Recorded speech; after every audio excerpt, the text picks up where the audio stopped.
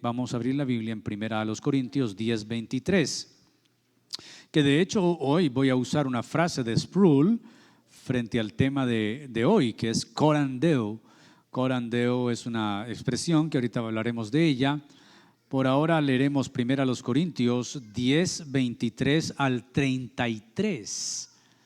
1 Corintios 10:23 al 33. Dice la palabra del Señor: todo me es lícito, pero no todo conviene. Todo me es lícito, pero no todo edifica. Ninguno busque su propio bien, sino el del otro. De todo lo que se vende en la carnicería, comed, sin preguntar nada por motivos de conciencia, porque del Señor es la tierra y su plenitud. Si algún incrédulo os invita y queréis ir, de todo lo que se os ponga delante, comed, sin preguntar nada por motivos de conciencia.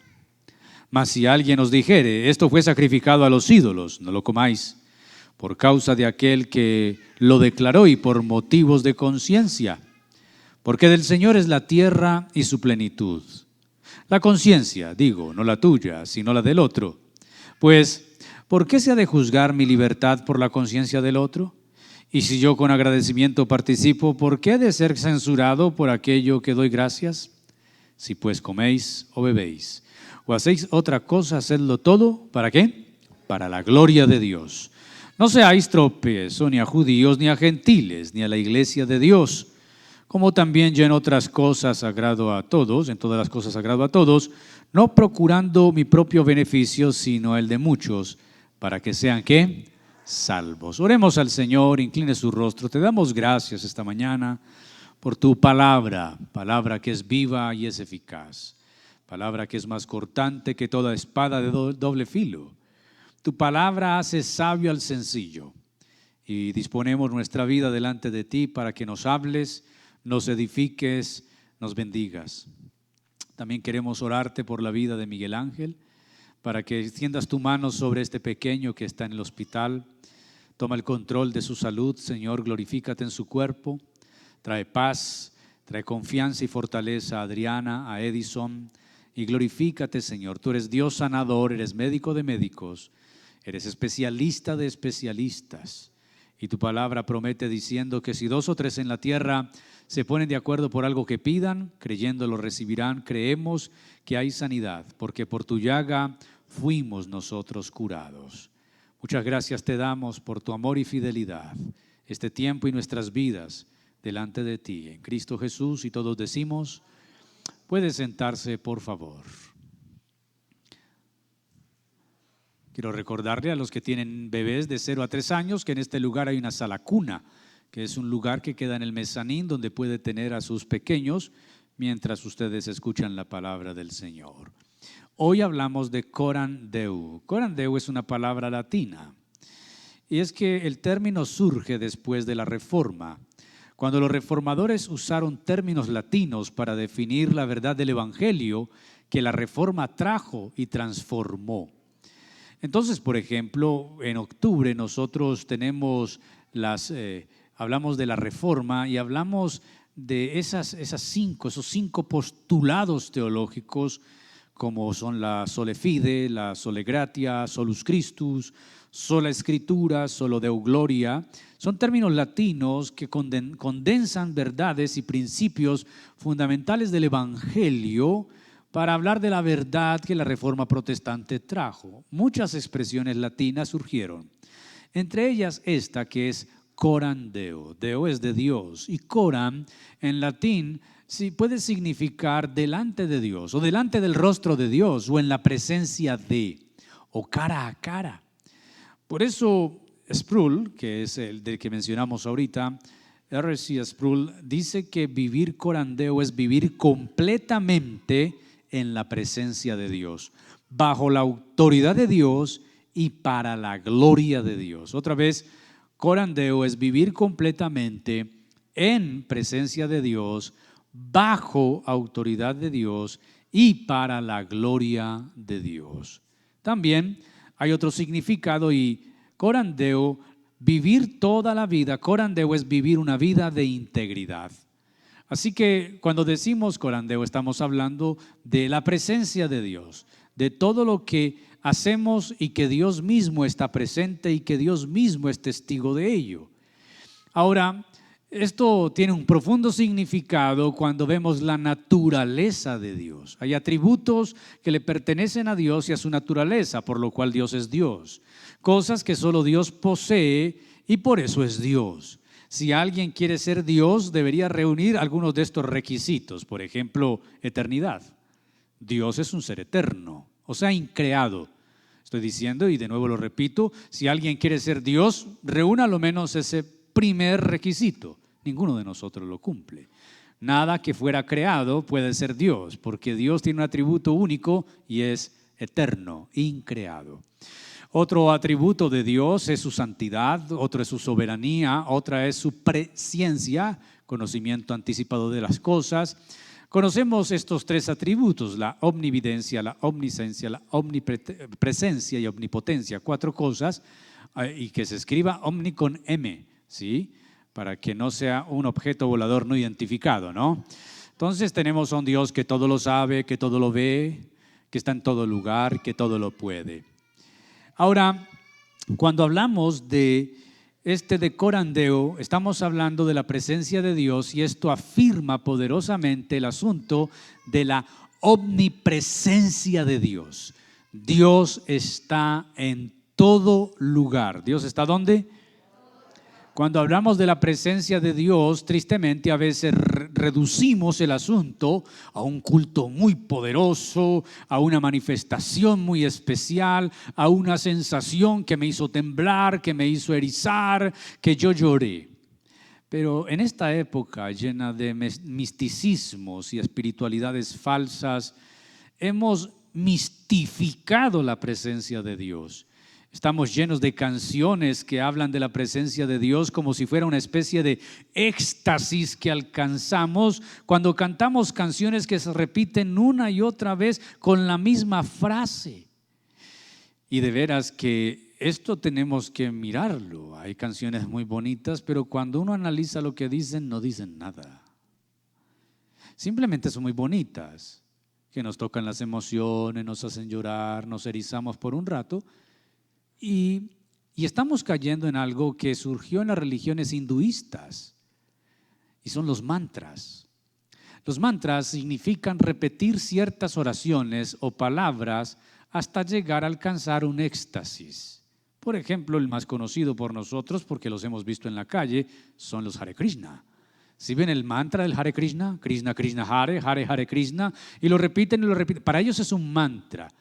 Ellos dicen que al repetir continuamente estas frases, ellos pueden llegar a escalafonar en cierta manera una vida espiritual donde van siendo comunicados con otros seres. Bueno, y eso, hablar de eso ahorita para mí no es mi especialidad, pero el asunto aquí es que muchas canciones se vuelven mantras evangélicos. Aleluya, aleluya, aleluya, aleluya, aleluya, aleluya. Y entonces una cantidad de aleluyas durante media hora con músicos tocando fuerte y con una cantidad de emociones tocadas, entonces creemos que esa es la presencia de Dios. Y es triste. Es triste porque la presencia de Dios es mucho más que eso. Y con esto no queremos decir que no debamos desear y negar sentir la presencia de Dios. Pues somos personas creadas por Dios con emociones y con sentimientos y podemos alguna vez pensar y decir: sí, sentí algo especial, Dios se movió, algo muy bonito. Sin embargo, los cristianos tenemos que estar seguros y convencidos de las verdades bíblicas. Y es que a partir de la redención, Dios está en nosotros. No somos dioses, Dios habita en nosotros.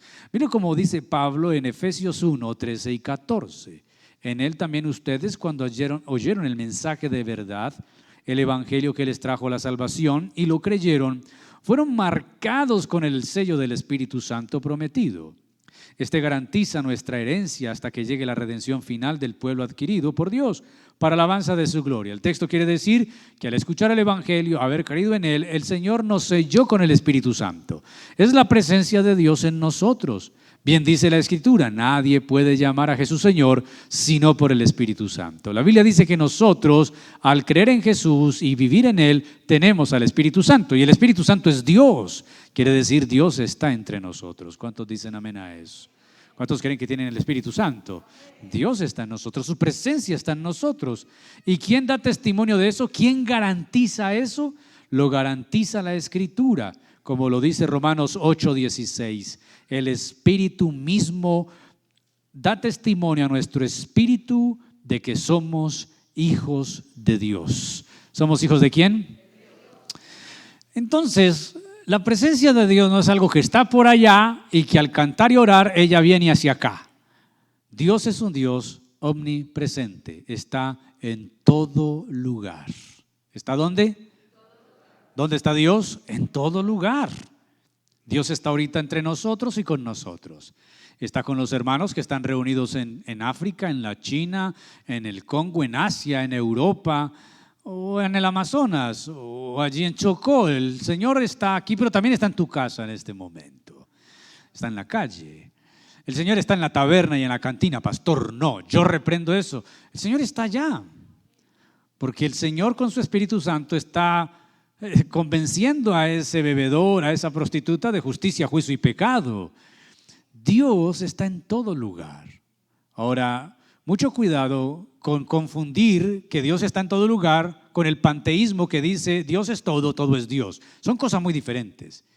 La omnipresencia de Dios es que Dios es infinitamente tan grande que todo lo llena, que está en todo lugar, que tiene la facultad de estar presente en todo lugar. El Coran Deu nos da conciencia de eso, de entender que Dios es omnipresente. La presencia de Dios no es un asunto entonces místico, no es un asunto lejano que hay que atraer con canciones. La presencia de Dios es real en medio de nosotros y en nosotros. Ahora, Dios es omnipresente y Él está en todos lados. Lo sintamos o no lo sintamos, Dios es omnipresente. ¿Cuántos creen eso? Yo lo creo, eso lo dice la Biblia. Así que vivir Coran Deu no quiere decir vivir en ese estado de éxtasis que mucha gente se refiere cuando dice siento la presencia de Dios. No, Coran Deu tiene un significado más profundo. Es vivir nuestra vida enteramente ante Dios, sabiendo que Dios está presente a cada instante de nuestra existencia. Y esto debería cambiar nuestra actitud frente al pecado y frente a todas las cosas que en la vida inclusive consideramos no tan importantes. Y uno dirá, ¿y cómo logramos esto? Esto se logra solo a través de la redención. Cuando Dios nos redime y nos salva, el Espíritu Santo crea en nosotros una conciencia fiel, una conciencia real de que Dios nos está observando, de que Dios nos conoce. Nos enseñaron también hace mucho tiempo, y yo tengo que reconocer que yo creí eso hasta hace años atrás, hasta hace algunos años, en que la vida se dividía en dos partes, la vida del creyente, su vida cristiana y su vida secular. Una especie de dicotomía. Entonces uno escuchaba al creyente decir, no, es que en mi vida secular yo soy mecánico, o en mi vida secular yo soy arquitecto, o en mi vida secular yo hago esto y lo otro y soy cristiano. Esa idea de la vida secular no es bíblica. Para el creyente que ha nacido de nuevo hay solo una sola vida. ¿Cuántas vidas? Una sola, y es la que ha recibido en Cristo Jesús. Y debe vivir esa única vida que tiene en Cristo en todos los aspectos. Quiere decir, tú no eres un mecánico y en la iglesia eres un cristiano. Tú eres un cristiano que tiene como ejercicio la mecánica, pero debes en tu taller ser cristiano. Quiere decir, tú eres una secretaria, una ama de casa, una esposa, un esposo. No hay vida secular. Somos esposos cristianos, somos secretaria y en la vida de oficina yo manifiesto mi cristianismo. No dividamos nuestra existencia. Esto es muy importante tenerlo presente para que corandeo sea una realidad.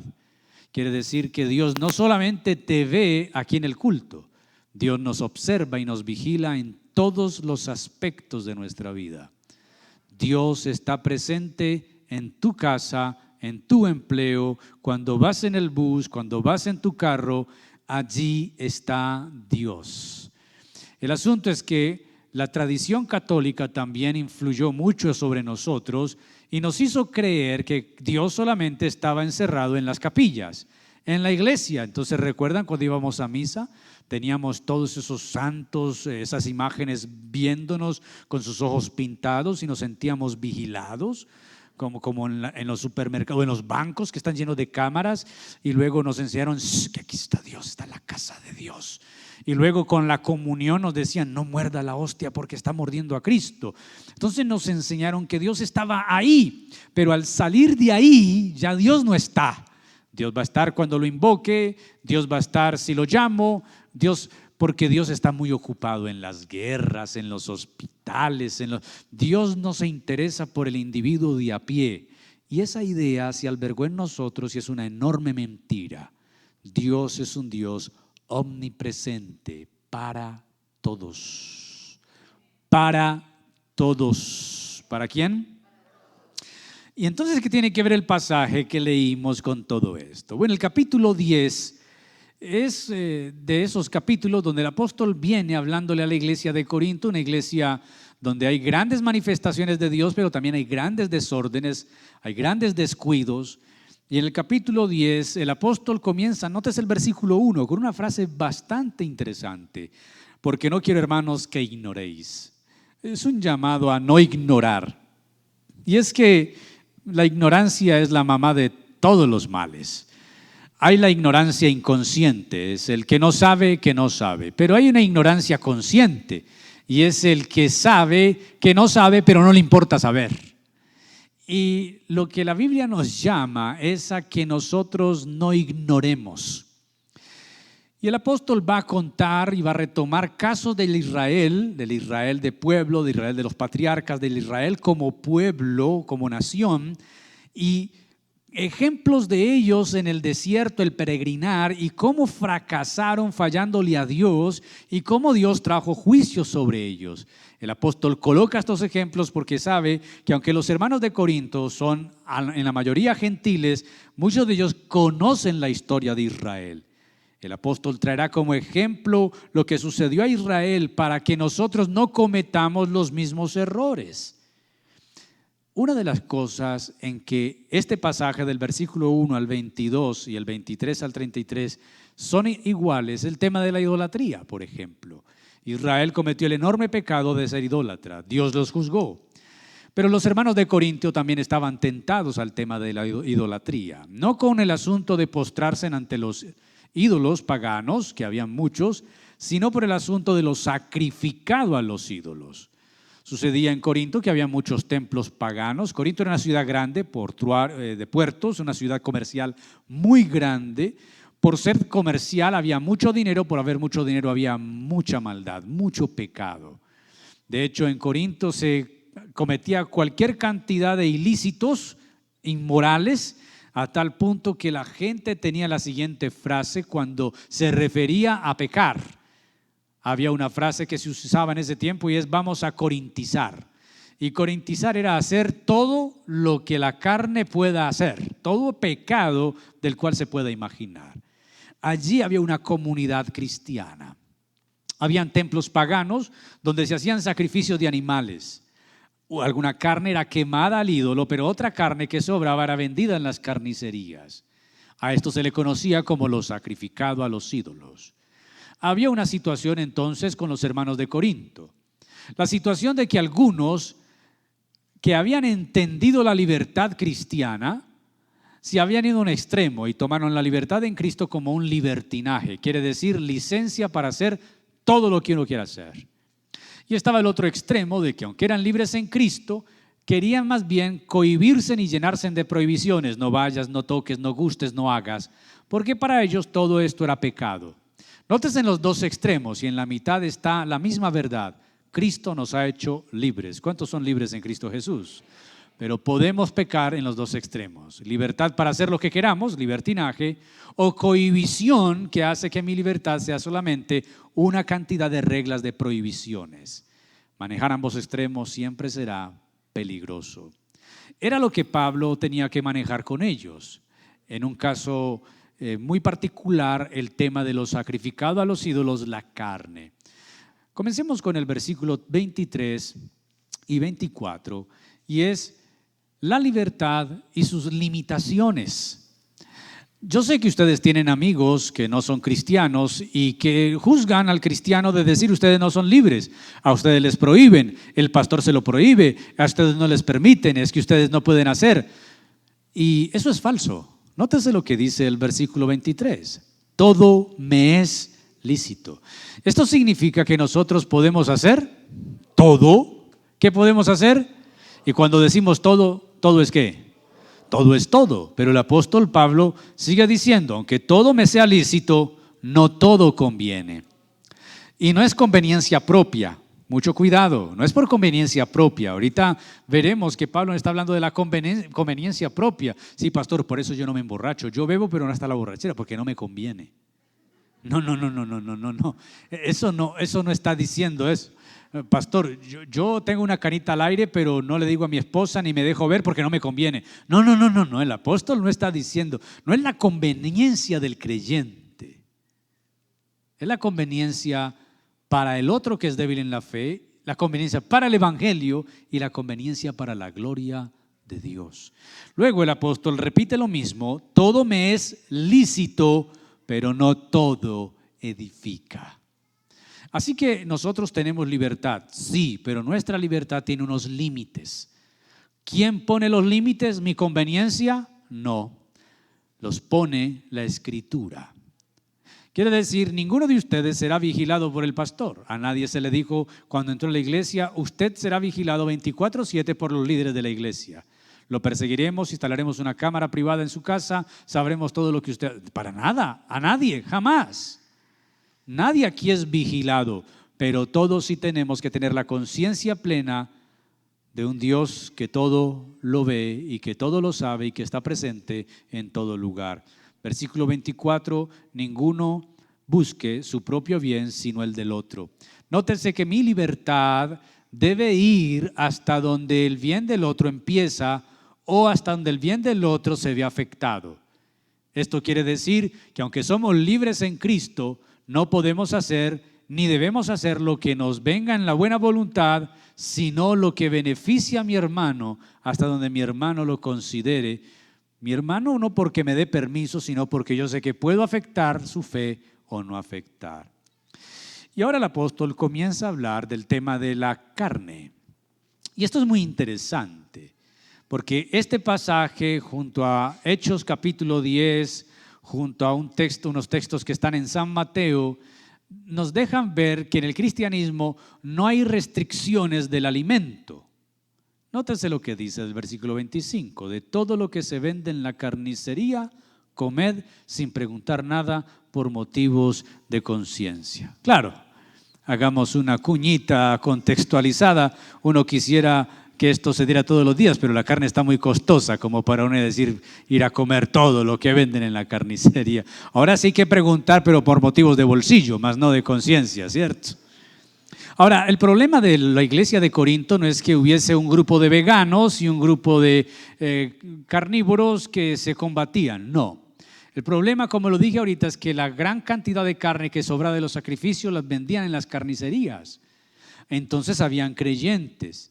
Algunos que habían comprendido la libertad en Cristo iban a la carnicería y no preguntaban nada y compraban.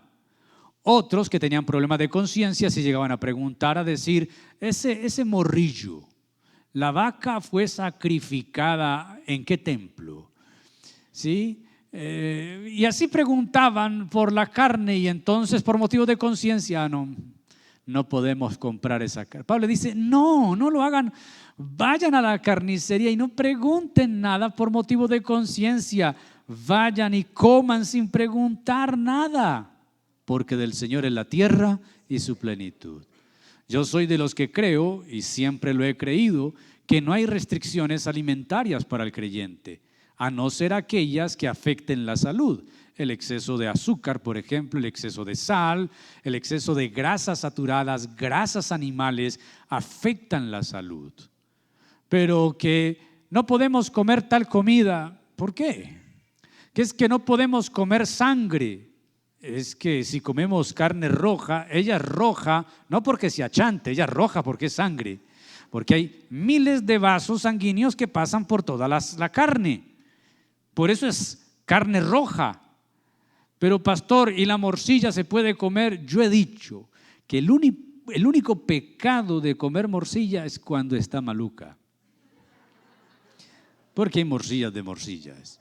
Ahora, si alguien cree que no puede comer morcilla, que no debe porque desagrada a su Señor, no coma.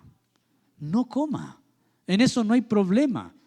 Pero ningún alimento debe contaminar la conciencia de alguien, porque esto no es un asunto de fe. ¿Usted se imagina que usted no entre al cielo porque comió morcilla? Y que en el cielo digan, a ver, el aliento,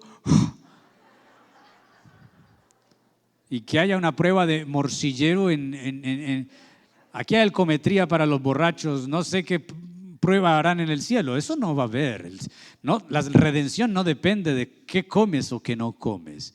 Sí debemos cuidar nuestro cuerpo, que es templo del Espíritu Santo. Y tengo que hablar de algunos hermanos que son muy, muy golosos con el dulce. Otros son adictos a las bebidas oscuras, no voy a mencionar marcas, son dañinas. Otros son muy glotones y les gusta el chicharrón sin escurrir. Eso es malo, eso es dañino. Ahora, no hablemos de comida porque ustedes empiezan a bostezar y me ven cara de bandeja en este momento. De todo lo que se vende, coman sin preguntar nada por motivo de conciencia, porque del Señor la tierra y su plenitud. Versículo 27. ¿Cuál debe ser la actitud de un creyente en medio de una sociedad incrédula? Y yo se los he dicho, recuerdan en diciembre cuando les digo, si la familia los invita a cenar, vayan a la cena de la familia. Ahora, no hablen como ellos hablan, no hagan como ellos hacen. Pablo le está diciendo a los creyentes, Corinto es una iglesia grande a diferencia de otras comunidades, pero sigue siendo una comunidad pequeña a diferencia de toda la ciudad. Y Pablo les dice, ustedes no pueden pretender testificar y ganarse a los ciudadanos de Corinto si se alejan de ellos. Por eso si un incrédulo te invita a comer y queréis ir, de todo lo que te ponga delante, coman sin preguntar nada por motivos de conciencia. Si un incrédulo lo invita a comer, vaya. Y de todo lo que te ponga en la mesa, come. No preguntes nada. No preguntes esta carne, en qué templo fue sacrificada, dónde la compraste. No preguntes nada.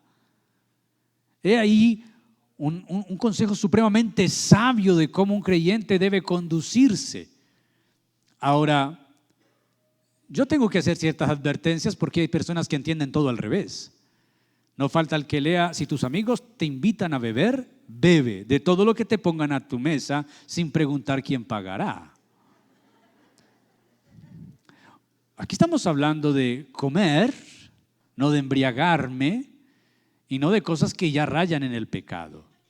Pero ahora Pablo pone también un límite. Miren lo que sigue diciendo, versículo 28, más si alguien os dijere, si alguien puede ser el anfitrión u otro creyente que invitaron y que puede ser débil en la fe, y si alguien dijere, esa carne, esto fue sacrificado a los ídolos, Pablo dice no coman. Si alguien lo dice en la mesa, ya no coman. No por vuestra conciencia, sino por aquel que lo dijo. Porque el que lo dijo sabe que tú eres cristiano y él sabe cómo se comportan los cristianos. Y él sabe que los cristianos y los ídolos están en contravía, chocan. Él puede estar probando tu fe. Él puede estar mirando tu comportamiento y está midiendo tu obediencia. Como ya lo dijo, no comas. Y es un asunto ya no de prohibición, por eso el apóstol hace ya luego dos preguntas. Entonces dejaré de comer por la conciencia mía, el versículo 29. La conciencia, digo, no la tuya, sino la del otro. Pues, ¿por qué se ha de juzgar mi libertad por la conciencia del otro? No, no, no, no, no. Tú eres libre, pero cuidado con tu libertad, porque hay una conciencia que puede ser afectada. Y dice el versículo 30, y si yo con agradecimiento participo, ¿por qué he de ser censurado por aquello que doy gracias? Y por eso las preguntas que se hacen los hermanos. Pero ¿por qué mi libertad va a estar coartada por la conciencia del otro? ¿Y por qué si yo oré en acción de gracias no puedo comer? Entonces Pablo responde con el versículo 31. El versículo 31 es el fin de nuestra vida.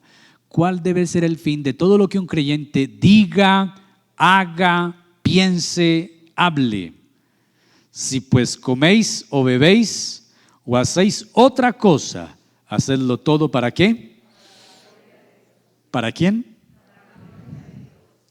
Así que en este caso puntual, Pablo dice, no coman, no porque su conciencia se contamine, sino porque algunas conciencias están allí presentes. No lo vayan a hacer, puede ser tropezadero para otros, pero sepan que el no hacerlo o hacerlo debe siempre glorificar ¿a quién? A Dios. Esto es corandeu.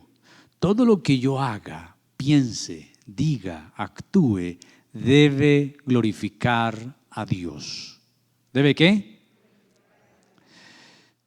Pero tengo que clarificar que dar gloria a Dios no es una frase suelta, sin sentido, como la gente lo dice. Gloria a Dios, gloria a Dios.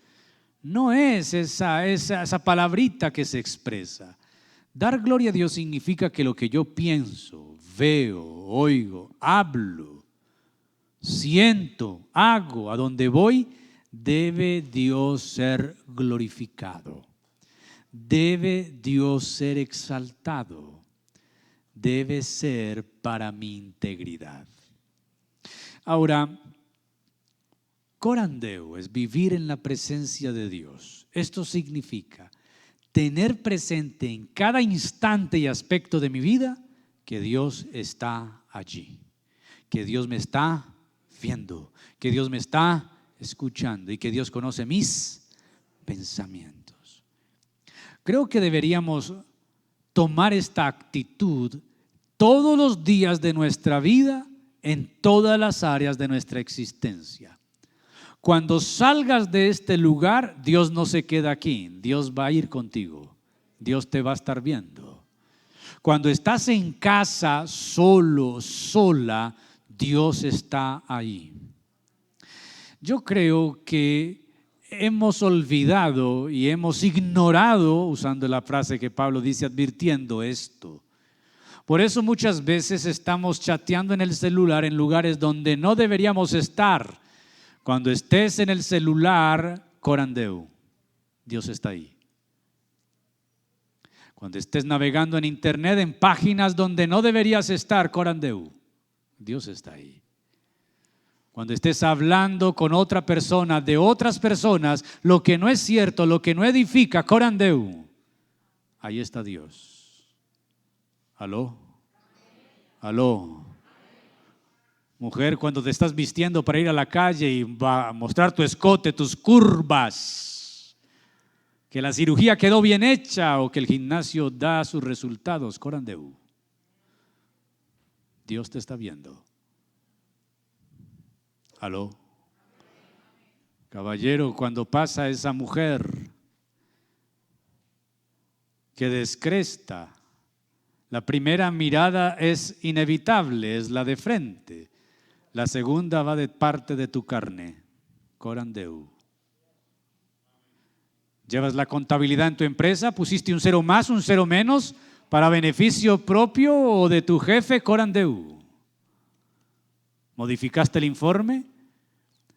El del bus o el del taxi te devolvió más, el de la tienda te devolvió más y dijiste, gloria a Dios, la provisión del cielo, corandeu. Dios está ahí. ¿Aló? ¿Estás viendo internet pegado del cable del vecino por contrabando? ¿Tu luz es de contrabando? ¿Tu agua es de contrabando? Corandeu. ¿Aló? Hemos perdido esa conciencia. Pero sabe que esa conciencia se pierde porque hemos perdido algo que va antes. Hemos perdido el temor de Dios. Simplemente. Te vas a beber los viernes con tus amigos y dices que eres cristiano, corandeu, Dios está ahí. No creas eso que Dios está ocupado en las guerras, está en este momento en Rusia para que no invada Ucrania, está en África con los niños pobres. No. Dios está en todo lugar y en todo momento. Tu vida sencilla, simple que llamas, alguien dirá, pero Dios ¿qué está hasta ocupado con mis trivialidades? Dios se interesa con cosas más importantes. Él está escuchando oraciones y las peregrinaciones. No, Dios es todo, presente, omnisciente. Hemos perdido el temor de Dios y con eso lo perdimos todo. Ya no pones la emisora, ya escuchas al hermano Vicente Fernández. Ya el rey de tu vida es el rey del despecho, corandeu. Volviste a La Voz de Colombia a cortarte las venas por ese desamor, corandeu.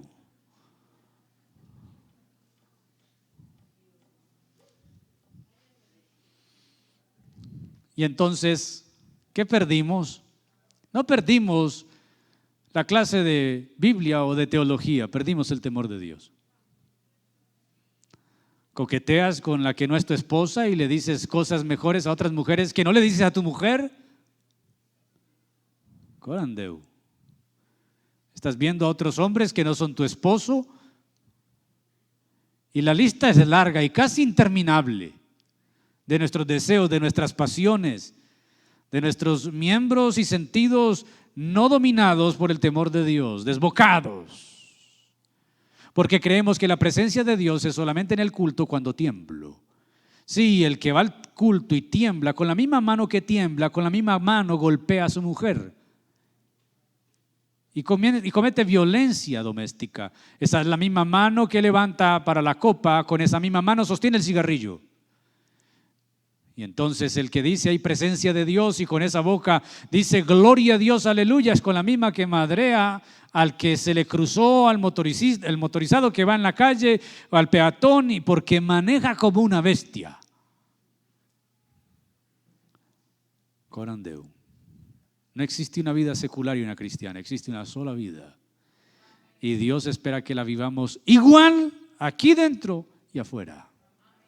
Que seamos tan buenos creyentes durante el culto y mucho mejores después de él. Es triste y lamentable creer que algunas familias de muchos creyentes que están en el culto en este momento son los momentos de más paz que están disfrutando. Ay, se fue mi mamá, ay, se fue mi papá, están en el culto, qué paz. Porque no son pacificadores en su casa. Son los que tiran los platos, son los que gritan, son los que alborotan, son los que insultan. Y yo creo que por esa falta de corandeu es que muchas de nuestras familias no han llegado a los pies de Jesús. Porque hay muchos creyentes que son muy buenos cristianos durante el culto, pero son excelentes impíos en la calle. Alguna vez usé una metáfora que pareciera que a la entrada de la iglesia hay un perchero donde muchos creyentes se ponen el traje de evangélicos durante el culto y al salir se lo quitan, lo cuelgan ahí hasta dentro de 8 días. Corandeu es vivir con la conciencia plena y la certidumbre de que Dios nos está viendo. Pero no con esa conciencia de terror, me está viendo, me va a matar. No, Dios está presente aquí. Dios está presente. Y no solamente en espacios, en mi mente. Dios conoce mis pensamientos. La meditación de mi corazón, oh Señor, no te es oculta. No está la palabra en mi boca. Y aquí, oh Señor, que tú la sabes toda. ¿Qué pasaría si Dios le diera por publicar nuestros pensamientos en la internet? Desastre. Trágame tierra y nunca me escupas. El apóstol le dice a los hermanos de Corinto y nos dice hoy a nosotros: todo lo que ustedes hagan, como secretaria, como ingeniero, como constructor, como jefe, como empleado, como empleador, como ama de casa, como esposa, como madre, como hijo, como hija, como lo que sea en toda su vida, háganlo para que Dios sea glorificado. Háganlo porque Dios está ahí. Pero pastor, todo debe ser para la gloria de Dios. Eso es tener conciencia del coram Deo, de que Dios está ahí. Y el apóstol dice: no sean tropiezo ni a judíos, ni a gentiles, ni a la iglesia de Dios. Es que cuando no tenemos la conciencia del coram Deo, cuando vivimos la vida así, a mi conveniencia, eso no importa, yo soy así, y genio y figura hasta la sepultura, se fue mi mamá y fue peor, y eso, no seas tropiezo. Y es por eso le dije ahorita, nuestra vida debe ser, o puede ser tan coram Deo, que nadie tenga excusa de que no llegó al evangelio por mi comportamiento. Puede ser tan alejada de esto que algunas personas cercanas a nosotros tengan que decir: yo no me convierto por culpa de ella, por culpa de él. Es que es lo peor que me ha pasado. Ora más bonito, pero hace más feo. Mi mamá canta como los ángeles y grita como los demonios. Ay, pastor, entonces es muy difícil. No, Dios nos manda a vivir así y Él sabe que debemos vivir así. Pablo se pone como ejemplo. Mire cómo termina el versículo, el 33. Como también yo en todas las cosas agrado a todos. No significa que Pablo era un ambivalente, manipulado por todos y entonces quería agradar a todo mundo. No, en este contexto Pablo dice: yo he tratado de no ser tropiezo ni a judíos, ni a gentiles, ni a la iglesia de Dios. Agradando a todos, pero primero agradar a Dios. Pablo lo había dicho en otro pasaje y lo dirá. Porque si yo buscara agradar a los hombres, no serviría a Dios, sino a los hombres. Lo que quiere decir aquí es que yo no debo buscar mi propio beneficio. Yo debo buscar que Dios sea glorificado y que el otro, mi hermano, sea edificado. Hay dos propósitos en la vida cristiana por los cuales yo debo vivir y servir. Si tengo ministerios, llamados y dones, eso debe glorificar al Señor y edificar a mi hermano. Si mi vida, si mis palabras, si mis actitudes, si mis acciones, si mis pensamientos no logran esas dos cosas, estoy fallido. Estoy fuera de lo que Dios pide de mí. Pablo dice: yo trato de hacerlo, no procurando mi propio beneficio, sino el de muchos para que sean salvos. Nuestra vida puede ser tal que a muchos los acerque a Cristo, o puede ser tal que a muchos los aleje de Él. ¿Cómo se logra eso? Eso se da en la redención. Cuando el Espíritu Santo habita en nosotros, cuando leo la palabra, soy consciente, ahí está el Señor. Y si Dios publicara mi vida privada, ¿qué pasaría con mis hijos? ¿Qué diría mi esposa? ¿Qué diría mi esposo? ¿Qué dirían de mí? Que Dios nos ayude y que Dios nos enseñe a vivir una vida en su presencia. Puestos en pie, oramos al Señor.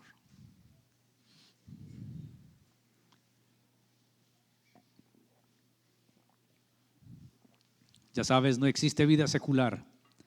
Tienes una sola vida. Y esa vida debe reflejar a Cristo en todo tiempo, en todo momento y en todo lugar. Te damos gracias, Señor, esta mañana. Recibe gloria, honra, honor y alabanza. Por los siglos de los siglos, tu nombre sea exaltado y proclamado. Te bendecimos y te agradecemos por tu palabra y por tu presencia. Ayúdanos, Señor, que nuestra conciencia sea enseñada por tu Espíritu y que podamos saber y entender el corandeu. Tú estás en todo lugar, tú nos ves, tú nos observas. Que todo lo que hagamos, digamos o pensemos glorifique tu nombre.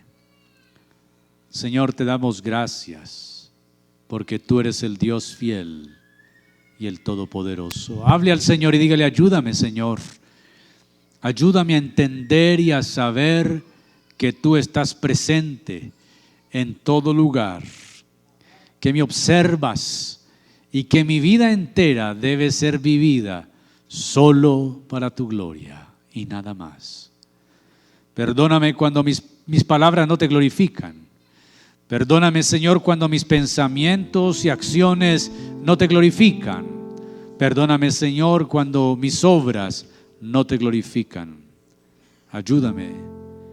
Perdóname por haber perdido el temor tuyo. El temor del Señor es el principio de toda sabiduría.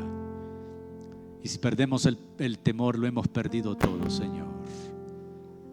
Te damos gracias y bendecimos tu buen nombre, porque tú eres fiel, porque tú eres santo,